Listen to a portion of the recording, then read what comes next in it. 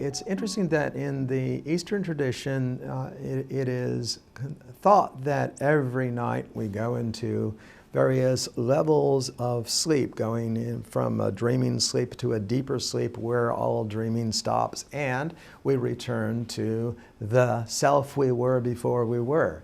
And that sense of when you remove all the levels and peel off all the identifications and the things that we see instead of what always is, then we can experience every night this return to oneness. And the problem with knowing about it is that people recall very poorly from that state. So it may happen every night, but people don't know about it because they don't remember what goes on there. There are some ideas suggesting that if you develop a more careful knowledge of the dream state and the sleep state, that one can become conscious throughout all the stages of sleep, so that one can experience the fall into deep sleep.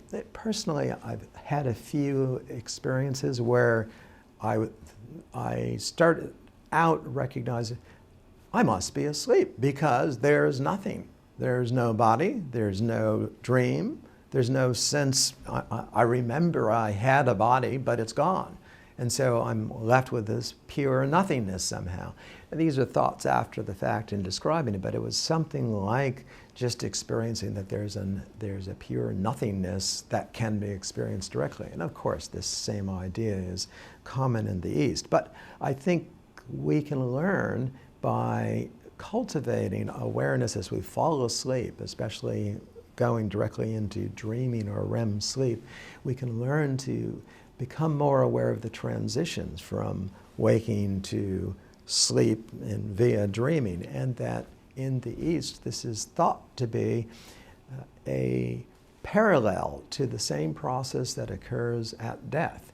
Clearly at death, the brain, if it's brain death, the brain stops operating, and so those parts of our experience of reality must stop. But what we don't know is what happens next. And it may be you take away the brain, and of course, lots of things will change, but that clearly will leave us with what we had before we were who we thought we were. So it's brain science and the modern cognitive psychology, psychedelics, many different areas show us that the brain is very important in producing the individual consciousness, those parts of consciousness, for example, that make Stephen Stephen. But there's also perhaps a deeper level that is not mind and not hardware and not software, but is instead the aware, the basic awareness that cannot be said, the unity, is always there and causes all of these states to be what they are.